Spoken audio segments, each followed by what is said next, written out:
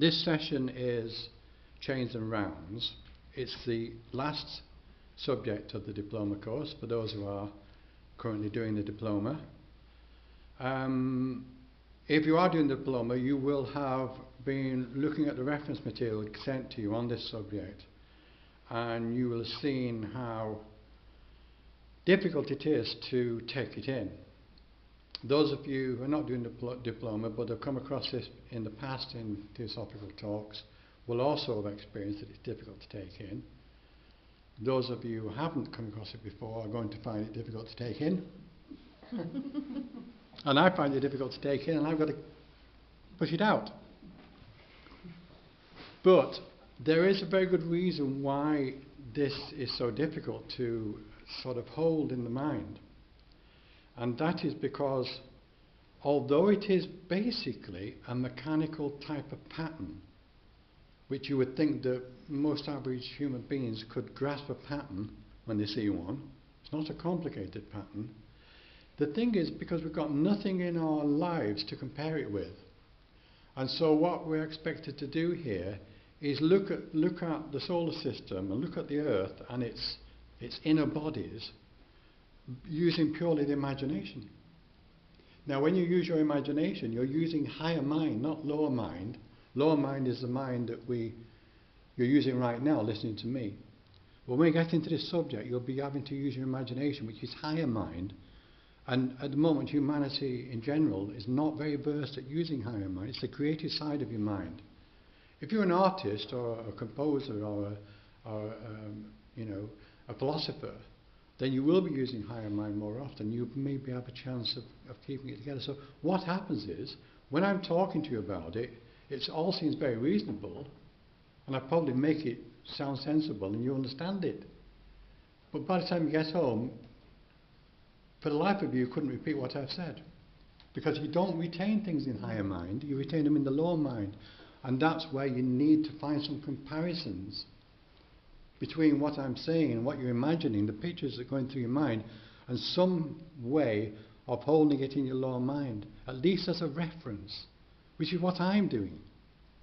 I'm going to be doing that. I'm going to be talking to you from that reference point in my lower mind.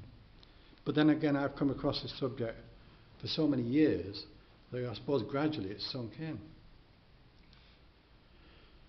So, what are we actually looking at then? What does chains and rounds mean? What are we talking about when we say chains and rounds? Well, this is probably a central issue in Theosophy. When it was first publicized in the late 19th century, it was extremely radical. It cut across the Victorian scientists of the day, and even now our current great thinking scientists, cosmologists and so forth, would have a great deal of problem trying to accept it, because it's dealing with the higher bodies of the Earth itself. Now, you can compare that quite easily with your own higher bodies. You know you've got a physical body, you're sat in it right now. But you also know from your studies and from your thinking that you have inner bodies as well. You have an etheric body, which is all the energy system running through your body at the quantum levels. You have an astral body, which is where your emotions play. You have a mind, which is also another body. And then you have an intuitional body, which we call buddhi. And then beyond that, you have the spirit itself, because you are a spirit using all these bodies. Now, you don't have any trouble with that concept, I know. You may not have experienced them as such, but you do know that you are not just a physical body. But that applies to everything. This is the point. Everything has inner bodies, even an atom. But our inner bodies are far more sophisticated than the inner bodies of an atom, because an atom is a very rudimentary life form. But at the other end of the scale, a planet is not a rudimentary life form, it's a very high profile life form. It's a very high spiritual life form. Imagine that, the planets in the solar system are actually beings. They're not just lumps of rocks floating about in space, circling the Earth like a lot of asteroids. They're actually beings. And I mean, nowadays we do tend to think of the earth as a being. We call her Gaia, don't we? We call her the Earth Mother. That there is this growing acceptance of the earth as a being now. But according to theosophical wisdom, for centuries, thousands of years, if not millions of years, it has been known as a being throughout time by those who have ascended to that wisdom and can actually feel the presence of the earth. So as a being, she has a set of inner bodies just like we do. So a chain, in this case our chain, the earth chain, because there are several different kinds of chains, but the earth chain, the one we're in, consists of the earth and 6 other bodies. So as you are a sevenfold being, so is the earth. Any questions on that so far? Are we all happy with that layout? Can I just ask, Eric, you talk about inner bodies. Yes. But the way you kind of physically describe it, I always get a sense that they're surrounding our physical body, but are they rather in rather than out? They both go right through you, you see. Right. Your etheric body is the same shape exactly and matches every molecule of your physical body, but slightly bigger. Right. So if you could see my etheric body now, it would stand out about 1/4 of an inch from my body. And you can actually see that if you hold your finger in a good light against a dark background, you'll see, after a moment, you'll see a fuzzy aura around it. That's the etheric body. Then your astral body is about from just above the top of your head, like where I'm describing my hands now, down 2 feet. And it runs through your body. It's an ovoid, like an egg. And then your mental body is much bigger still. And then your spiritual body is even bigger. So if you could see yourself, or see somebody else clairvoyantly like that, or with spiritual eyes, you would see these luminous eggs which are quite beautiful and luminescent. And then within it, this figure of a human being. But of course, where these bodies coincide with the physical body, on their own plane, they have that form, but it's in that matter of that plane. So you have an astral body, which itself is surrounded by its own aura. You have a mental body, which itself is surrounded by its own aura.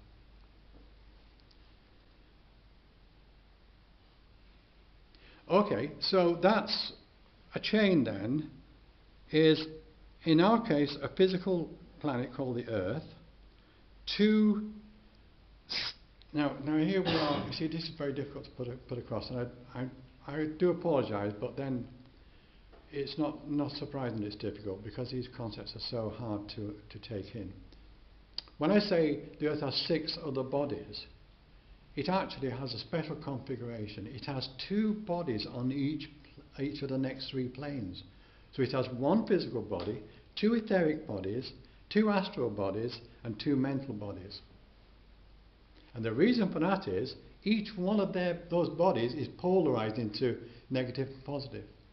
They're not actually separate, they're just polarized. So when you see, those of you doing the diploma course will have seen the charts in the book with like a horseshoe of globes like that, and then the physical at the bottom. That is just so you can see the different globes on their own position. In actual fact, they're all in the same space, just like your bodies. But it would be hard to depict that in a diagram. Some people have made the attempt. I've actually made the attempt, but it's very hard because you'd have to see it in 3 dimensions to see it. What basically happens is, and here's where we move up into another level. These other bodies don't just appear. They are developed over time. They start off as very, very indistinct things and become much more organized as time goes by.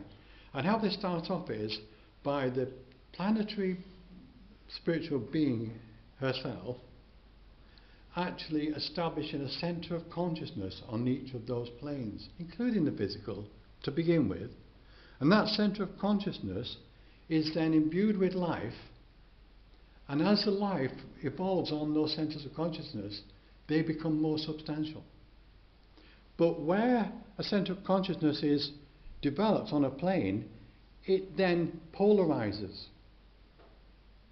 So if you think then of a point in space becoming a centre of consciousness and expanding, and then it polarizing into two, but they're not separate, so they sort of like, it's like a bit like a figure of eight, with the negative side on one and the positive side on the other, but they actually overlap each other like that.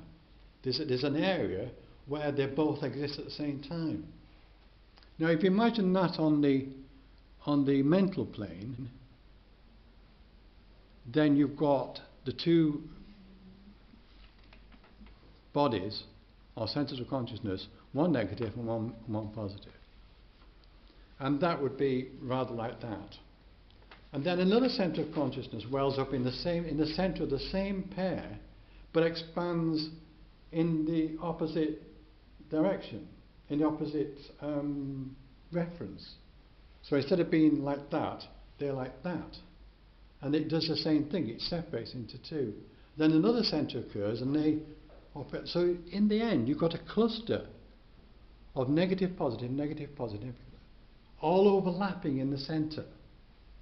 So obviously, where they all overlap in the centre, that's more dense than in their own periphery. And as time goes by, as the life occupies these centres, they become more solid, more substantial. So the space in the centre becomes heavier than all the rest, and that is the Earth. So now what I've created for you is an image of the Earth with 6 other globes or centres of consciousness overlapping it in 3 dimensions, like a molecule or a cluster of cells. Yeah.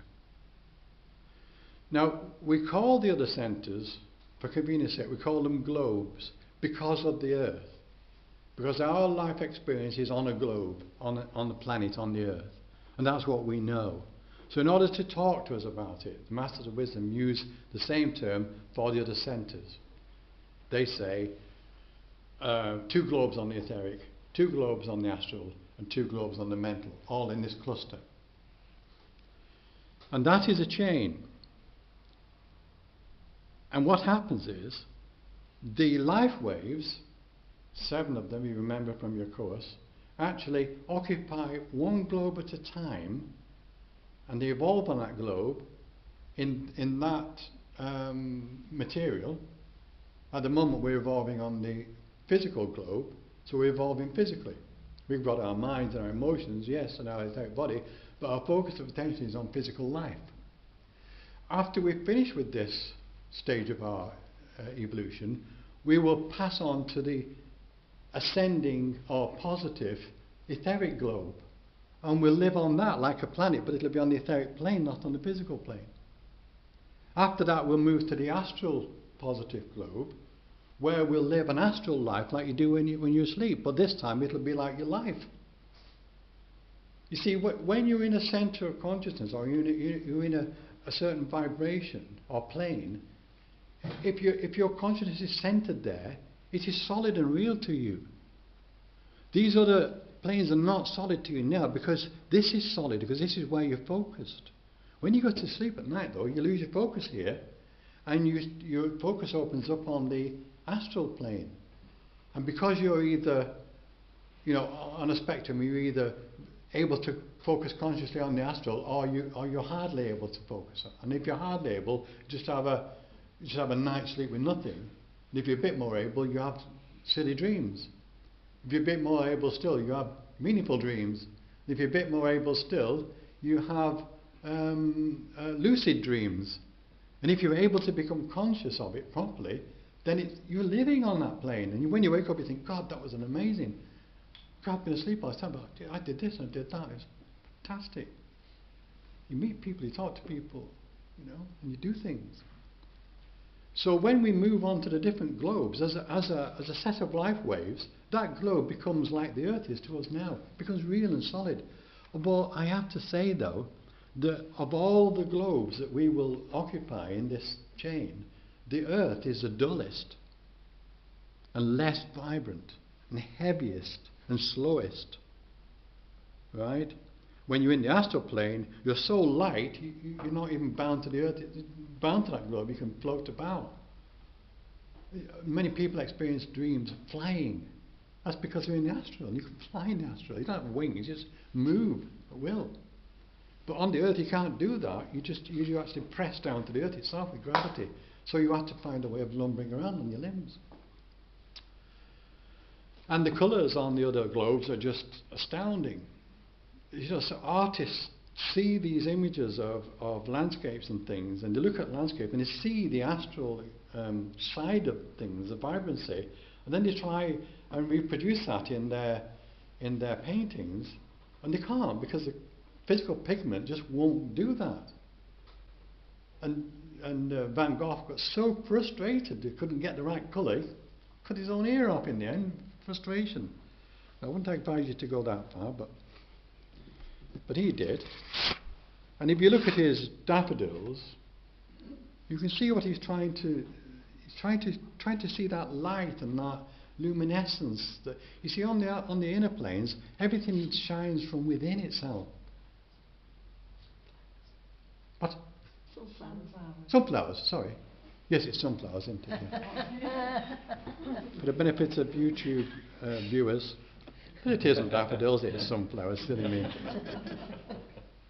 But you see the point though, it's this living light that's in everything, that on the physical plane it just doesn't happen. We have to have exterior light to reflect off us.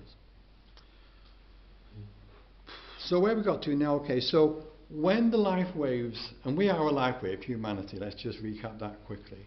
The animal kingdom is another life wave, and the vegetable kingdom is another life wave, and the mineral kingdom is another life wave, and there are 3 life waves on the elemental levels on the inner planes. We all occupy the same space, the same globe at the same time. As the life waves move round these centres of consciousness, that is called, when you complete a visit to each one, that is called a round. Hence chains and rounds. There are 7 rounds during a chain. During the life of a chain, the life waves will go round the globe 7 times. Now, where are we? We are in our 4th round going round, and we're on our 3rd globe, the physical. So when we started this 4th round, we would have set out, like we did at the beginning, on the negative pole of the mental globes. And then we would have passed to the astral, and then the etheric, and then finally we're in the 4th, aren't we? The 4th globe, which is the Earth. And 4 is the number for Earth anyway. So we've been around 3 times, we've been to the Earth 3 times before, we're here for the 4th time now.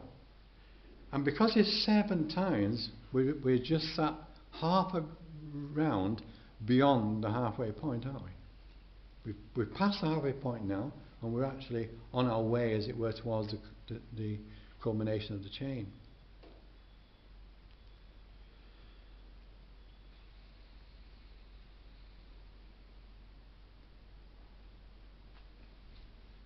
So,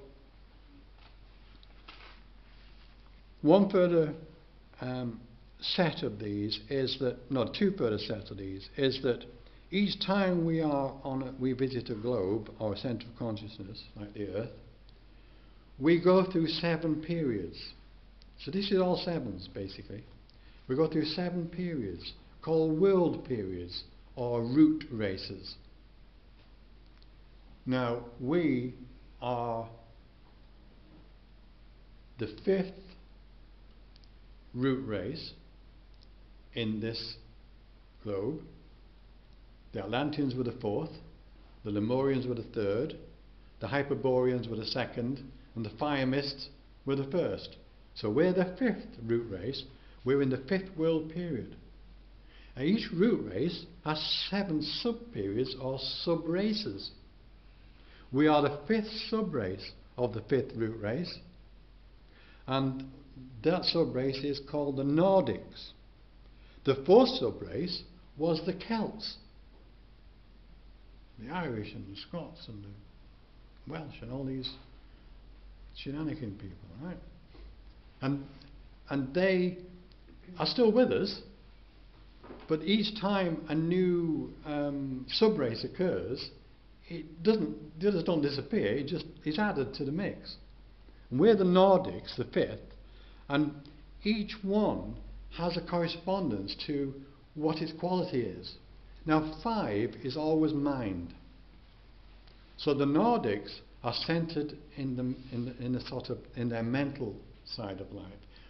The Nordics gave the world justice, liberty, government, systems of government, legislation. The Celts gave the world song, art, war, because all 4s are quite hostile people. They're very emotional, because 4 is the emotions. Now, when it was the 4th root race, the Atlanteans, they were emotional too. And they had a war, they fell out amongst each other and had a war that went on for about, well, several thousand years anyway. Not like ours. We have a war, a world war, and it lasts 6 or 7 years, and we think that's terrible. Imagine it going on for thousands of years. It's so bad that the masters of wisdom had to leave us to it. They actually said, well, we've had enough of this, we're going. We'll come back later when you sorted yourself out. And that's because they're centered in emotion. They're the 4th root race. The 4th sub-race of that root race, the Atlanteans, started it all off. And what they did basically was we went too far with that side of things. In the same way that we, as the more mental race, could go too far with seeing things logically and lose the heart side of ourselves, which the Celts had in spades. But the Celts are very emotional, very, very heart-centered, but they're tribal, you see. So that's a little picture of where we are and how it corresponds. And you will see that these correspondences of the numbers work right the way through. So, to recap, there are 7 chains in the Earth scheme. We're in the 4th chain. Each chain consists of 7 rounds of the life waves going around the globes of that chain. Each globe is occupied over 7 world periods or root races, and each of those has 7 sub-branches or sub-races.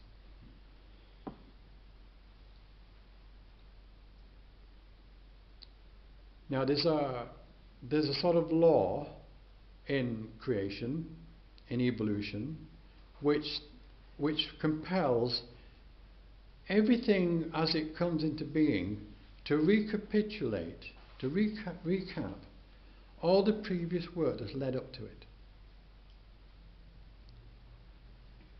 So to put it back into mathematical terms for you, because it's simpler to see the correspondence that way, the 4th root race recapitulated the first 4 rounds of the chain. Before they could actually start moving on themselves as a race, they had to go through all the primal stages of the first 4 rounds, getting up to their point. And then when they'd done that, by the end of the 4th sub-race, they were then able in the 5th, 6th and 7th sub-races to go further. But they didn't, they had a war instead. Now the 5th root race, which is us, we have recapitulated all that as well, and we're now taking things forward from there.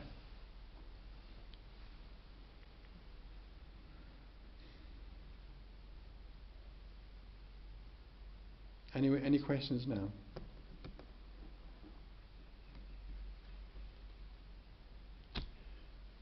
Right. let me put something in perspective for you now.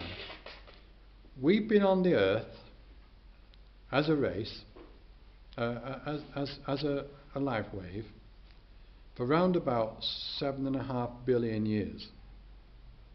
That's how old the Earth is.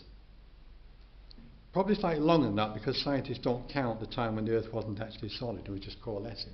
But we were here then. So let's just say 7 billion years. Because we're just over halfway through that cycle, we've probably got another 4 or 5 billion years to go yet on this planet, before we all then move to the next globe on the etheric. That puts us around about 12 billion years on this planet. Considering this is the 4th time we've been here, that makes about 48 billion years. And then there's all the other planets in between, the other bodies in between that we've been, as we've been going around that. Now I can't keep up with that figure now, because it's into the several hundred billion years. Maybe it's even over 1,000 billion years. And that's a long time for us to get where we are. But there was 3 other chains before this that we were also involved in, of 7 rounds each, which puts the figure in billions of years in a staggering number of billions of years. And what is all that for? That's what it takes to make a human being. We doesn't just happen. We've evolved to being human beings from a start that was so nebulous, so tenuous, way back 3 chains ago, that was just a spark of the divine. It was so indistinct you wouldn't even notice it. But in travelling around that system all those times, gradually gathering more and more experience, opening up more and more capacities divine from within it, after all that incredible amount of time and journey, you end up here as a human being. That's what it's taken to make us. Because within us, even within our body, there are countless other lives which are on that same journey but are so far back that they've only reached a stage of an atom yet in our body, or a cell, or a molecule. And look at the atoms on the Earth itself. You know, they are further on now than when we started. But they have a long way to go to being the divine spark of a human being, carrying all this with them, and this intelligence and consciousness. So when you get up in the morning and you go about your day and you're having a bad day, you ain't having a bad day. Just think about where you come from. Just think about the journey you've taken to get to this day that you're having a bad day, because the phone won't stop ringing, or because Tesco's hasn't got your favourite biscuits, or because you pranged your car, or because... That's not a bad day. It's nothing, is it? Get over it and move on, because always refer yourself to how you've got here. And when you do that, it puts everything in perspective. You're not Johnny come lately. You've come a long way to be here. And you've still got a long way to go. Now imagine what you'll be at the end of that long journey. At the end of the 7th round, which is millions of years from now, what will you be then, Janice? Well, you'd be just etheric. You'd be just... No, you'd be divine. Yeah, well, yes. Consciously divine. The masters of wisdom, who we revere so much for their great knowledge and evolution and enlightenment and illumination, they're only some part of another round ahead of us. There's 2 more rounds ahead of them. That's 2 more visits round the entire chain ahead of where they've got to. So they haven't got there yet either, but compared to us, we could say, well, tomorrow we'll wake up as masters of the wisdom. Whew, yes, bring it on, please. But there's still a long way to go. So you can't really imagine what we will be at the end of this journey. What do you think the masters look like then? What do you think? Well, they look like me, actually. Yeah. Keith looks like a master. Look at him. Yeah. Right, Too okay. many. It's a good face. He's a good like a classical Greek, isn't he? Like a Greek scholar. Pythagoras. You see, Pythagoras was a master. But no, they're just like human beings. They are human beings. But many of them are actually not living in physical bodies anymore. Some of them are living in etheric bodies, which they've held up on their last life, because it's more convenient to contact the earth that way. Some don't need to contact human beings at that level, just hold on to their astral body or their low mental body. But they all hold on to at least a mental body. And like K.H. Kutumi contacts his students on the higher astral, his disciples, and mind to mind he discourses with them there. But during the Great Exhibition, he was alive and living in a physical body and riding a horse to Hyde Park, where he met. Well, it wasn't. No, it wasn't. He went to Oxford. It was the Master M that was riding a horse to Hyde Park. Sounds very tiring. That was over 100 years ago. That was about 150 years ago, but it's still around today, but not in a physical body. I say, it all sounds very tiring, keep going round. How are you going to feel when you get there? It's tiring on the earth because it's a heavy world. Tiring here because it's heavy. You get into a flotation tank and go into meditation. Is it tiring? No. You're just light and floating. There's nothing to be tired, is it? It's the body that tires you. It's the body that gets tired. And you know what? Your physical body doesn't get tired because it runs out of energy. It gets tired because it's using too much. And all the etheric atoms are holding too much energy. And it clogs them, they can't function properly. And that's tiredness. So when you go to sleep, it all falls away. And you start again fresh in the morning.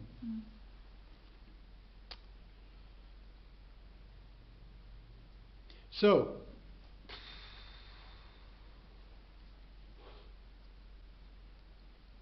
this is why it is hard to retain this. I'm sure I'm making some sort of sense to some of you at this point. And you're saying, yes, he said there were 7 chains, there's 7 rounds in a chain, there's 7 world periods on a globe, there's 7 root races, 7 sub-races, we are this and that and the other, we've come all this way. That all seems logical, but you won't remember it.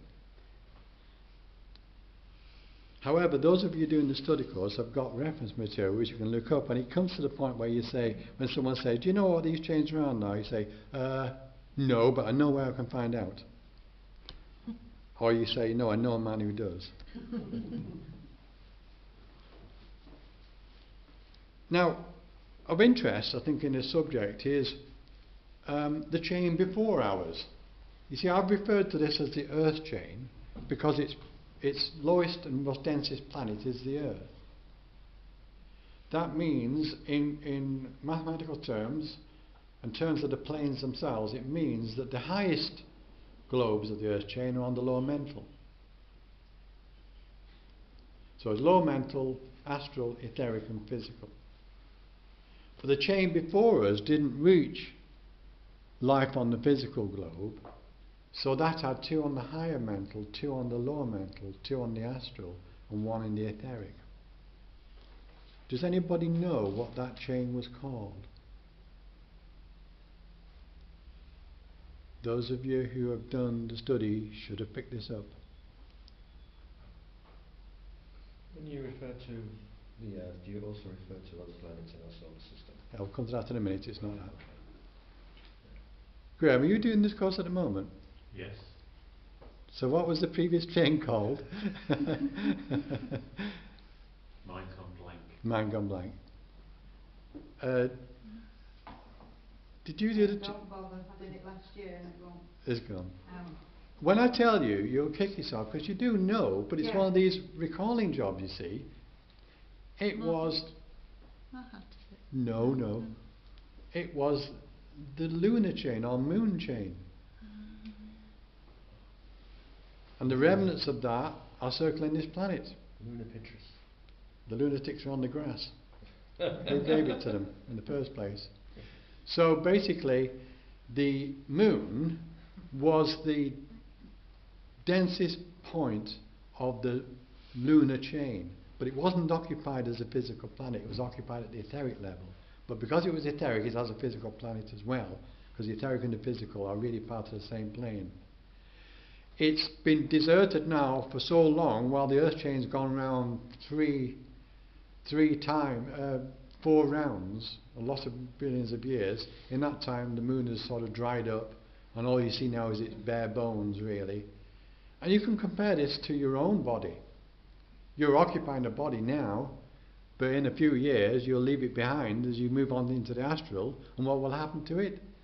It'll die, and all the soft tissue will disappear first, but what will be left for a long time will be the hair and the bones.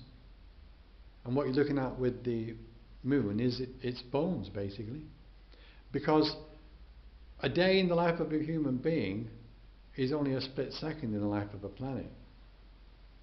So the Earth will last a lot longer than your life, and that's what you see. It's just really a dead solar body. Now we come to the other planets in the solar system, and it's interesting from that point of view to say, well, look at some of the other planets. They have more moons than one. Is it Saturn that's got 7 moons in it? I can't remember. My astrology is not what it used to be, but certainly Saturn or Jupiter, isn't it? yeah, there are several moons, which suggests that that planet is a much later chain, because the moons travelling around it were earlier chains that planet, that system's been through. One thing you've seen, you know, which I haven't said so far because I didn't want to add too much complication at the beginning, was that the solar system has 10 schemes running at the same time, and each scheme has 7 chains. Now the Earth is a scheme, so we are in the Earth scheme and we're on the Earth chain. But in that same scheme there was the lunar chain and 2 other chains before, and there'll be another 3 chains after us, all in the Earth scheme. So who's in charge of all this then? We know that the planet is an incredible spiritual being which is capable of supporting and nurturing all the life that's on it, right? Nothing is dead on the Earth, it's all alive, it's all living within the aura and the life-giving properties of this being we call Gaia, or the Earth. And so too with Mars, Jupiter, Saturn, Venus. We know that Venus is slightly ahead of the Earth, it's in its 5th round, and the beings on it are not on the physical planet, they're in the mental globes. What do you think then is in charge of all these schemes and chains and things as a whole in the solar system?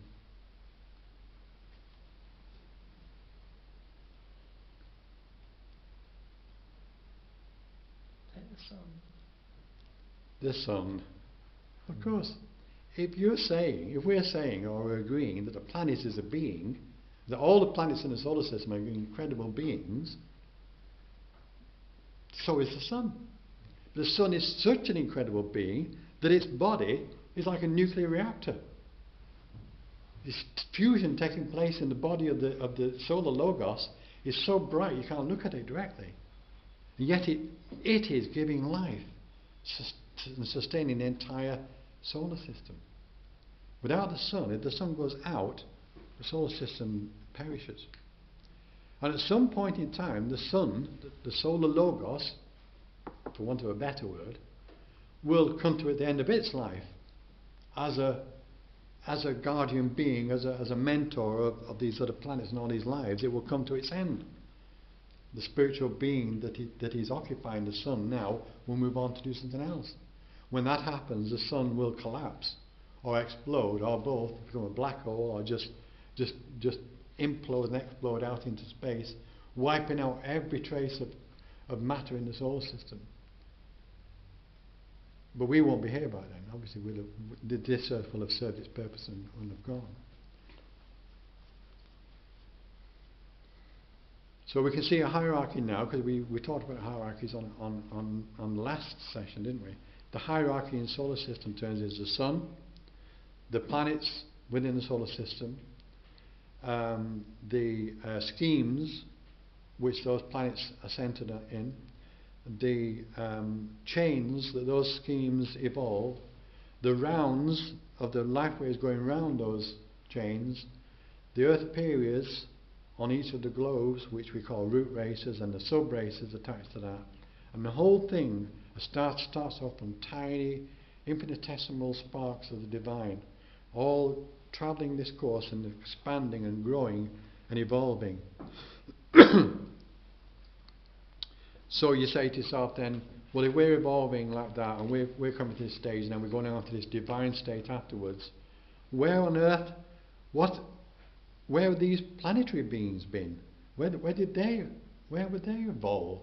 Well, they have obviously evolved in previous systems, way back before our solar system was even came into being.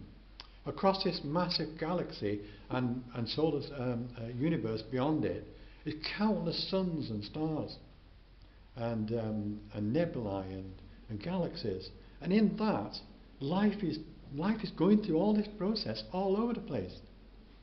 And from that great nursery are born rudimentary life forms, ever evolving and more complex until they reach this human self-conscious level, going on to be divine, going on then to take charge of lesser beings in their turn as a creative hierarchy, then going on still further to be involved in other worlds and other solar systems, so eventually being capable of sustaining all the life of a planet and becoming a planetary being, to eventually becoming a solar being. The vista is incredible. Now you see, if I was saying this to a scientist, he'd probably be thinking I've lost the plot entirely by now. Because where's the empirical science, empirical evidence of this? We ain't got any, have we? Why is it that the masters tell us these things when they can't be proven? What are they doing? Are they playing with our heads or something? Do we have to just believe it like a load of religious freaks? They don't expect us to believe it. They simply tell us because they verified it for themselves and they know it is truth, and they give it to us for us to hold in our consciousness as a possible source of wisdom, and so that as we evolve and become more conscious, we will see this for ourselves. But it's not essential for us to understand it too. No, it's not essential. No, it's just important, not essential, but important from the point of view of understanding what you are. You see, unless you understand what you are, how are you going to move forward? Now, there's two ways a being moves or evolves: consciously or unconsciously. So far, most of us, including all the other life ways, the animals and the vegetables, are all evolving unconsciously. They're going along with the flow of life. And that flow of life is taking them through countless experiences which expand their conscious awareness. And so eventually it expands to being a human being. At the human being stage, it becomes self-aware. And this is why Descartes says, I think, therefore I am. Because we are thinking beings, and we can imagine things and then create them. We have this power of creative mind. All the other life waves just go along doing their thing. But we can actually step out of that and do something different. We can build cities, we can build rockets and go to the stars. We can paint beautiful pictures, we can write poetry, we can write music. We can share our highest aspirations and feelings. And so humanity is this wonderful result of all this evolution. But going forward, it will not be taken automatically along with the rest of life. because it's reached a stage where it now is self-aware. And unlike an animal, which is innocent, we are no longer innocent. If we don't take ourselves forward, we don't go forward. So that's why it's important to understand where we are if we're going to go forward. Right? So it's like when I get out to the station at a strange city, when I'm going to give a talk to a lodge, and I've got the address of the lodge, say Harrod Street, Greenfields, and I've come out to the station, I haven't got a clue where Harrod Street is or Greenfields, so I don't know where I am basically. So how can I get to the lodge? I have to ask somebody. That's what you're doing here today. Or, if I'm lucky, there's a map outside that says the city, and it says, you are here. Wonderful, now because I know now where I am. And if I can find Greenfields and Harrod Street, I can look where I am, main road there, roundabout, go left there, go forth on the right, and it's there. But if I don't have that map, or can't ask somebody, there's no way I'm going to find my way, is there? And that's where we are now. We're waking up to the fact that life has a purpose, and we have a purpose within it. But unless we know what that is, and we know where we are, you are here now, then we can't move to that destination. That's what the Masters have given us, a roadmap of life. They're not telling us to do anything. They're not saying, believe this because, like the religions do. This is the way it is, you've got to believe it. Don't argue with us, don't question us. They're simply giving us the map. And this is what I'm doing today. I'm giving you the map. You don't have to do anything with it. But somewhere in your soul consciousness, some part of you needs to move on and has to, because you see the point is, in order to move on from here now, you have to deal with a lot of issues. Because you've lived all your incarnations up to this point, or at least up to the last life maybe, just blindly. Going along, surviving, part of the crowd, grabbing your bit, having a fight here, an argument there, a dispute the other, climbing on top of the pile, being pushed back off again. Just a survival, a rat race. And that leaves scars and issues, which you come into this life with, and you wonder why this is happening to you, or your circumstances are such a thing. Because you can't see what you generated, how you generated that in the past lives, and what you've been carrying with you, life to life, life after life.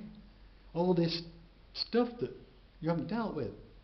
So you want to move on now, you want to understand life, that's why you're here. But the difficulty is, you need to deal with all the issues as you move on, because you can't take those issues with you into a higher state of spirituality. They don't belong there. Selfishness, greed, jealousy, envy, grabbing, self-serving, all those things that we've done to survive, all those incarnations, they don't belong in the spiritual realm. There's no vibrations there for them to match. So you have to build spiritual vibrations into your consciousness to be able to be aware at that level. In just the same way that you have to tune your television into BBC Two, or else you'll be watching ITV all night. Right? And in order to tune yourself to a spiritual consciousness, you have to have those wavelengths capable of responding in your mind, higher mind. What's holding you down is all the issues we've got. And part of those issues, a great deal of those issues, can be solved by understanding the journey we've come through. Because a lot of it is a question of coming to terms with these things. It isn't wrong for the fourth sub-race or the fourth root race to be kind of warlike and over-emotional. That's part of the course. And it's no good kicking yourself up the backside for the next two sub-races because you were a Celtic warrior and you chopped people's heads off, or you were a Viking going around berserking. I mean, we know people in the TS who were in the Second World War. Obviously, one chap was a bomber on the bombers, and he was one of the bombardiers, and he had to wait until they were over the target, and he had to pull the lever and watch the bombs go down. And he's a Theosophist, and he's saying to me, God, I can't sleep at night because look what I've done. I've killed I don't even know how many people I've killed. Or I see the damage I've done in big flares and all buildings burning up in the night. Look at Dresden. God, to be part of that. And he can't move on because he's kicking himself for it.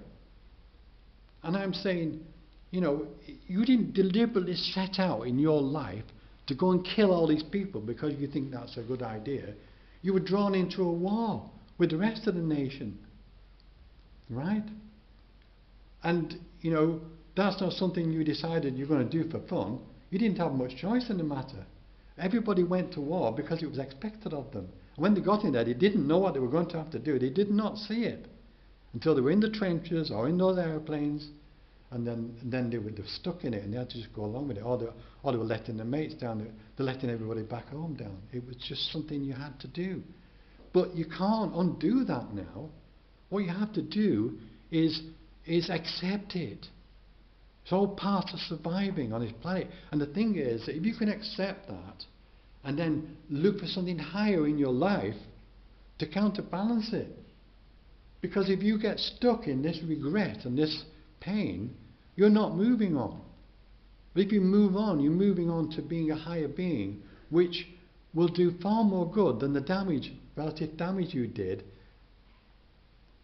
They do say a lot of this is down to motive, don't they? What is your motive for doing these things? If you're a serial killer because you get off on it, then woe betide you, because life's going to kick you really hard for that. But if you're driving a car one night without a thought in the world about any bad thing or whatever, and then you look in your mirror, wonder what that light is behind you. When you look forward, there's someone in front of you and you run them over. You didn't have a bad motive to do that, did you? You just weren't paying attention. So you look at beating yourself up about it. Eric, you said in a previous talk about people that can't move on, possibly after wars and that they're still stuck how in do that. they move on? Well, they will move on eventually, but they're sort of wasting this life by being stuck in it. We all know what it's like, don't we? We talk about war as an extreme example, but in our own daily little lives we get stuck in things, don't we? Do you mean that the spirits afterwards, that you said that after the wars, a lot of people saw lots and lots of spirits walking around and Yeah, they just did, couldn't yeah. move on.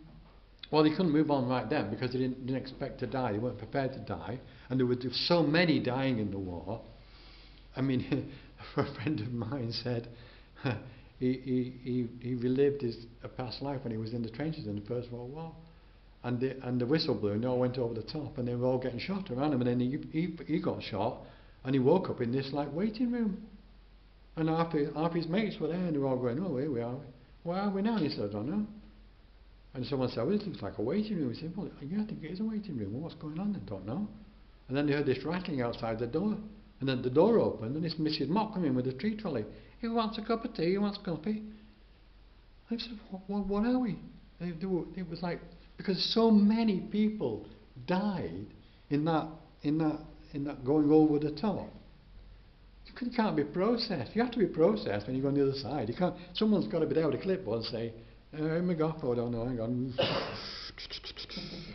Room 4 for you, sorry." And it's the same with, think of the terrible scene after Hiroshima. How many souls were thrown into the astral there. And the normal, it's like a hospital, they can't just seat you all at once. But basically, the whole idea of that, what I was telling you, was that if you're in France in the Second World War, or wherever, Normandy, and you get shot, you're only a young man. What you're going to do is come back home, see your mother, or see your wife, or your children. But you don't realise you're dead. Where would you go if you found yourself, just free? You'd go back home, wouldn't you? We all go back home. And then people were seeing people all the time. Relatives that were dying over in Dunkirk and places. Julie's grandma, she had a son was it your grandma? Well, yes, but he didn't die. No, he didn't die, did he? No. Oh no, that's right. But No, my auntie. your auntie, yeah.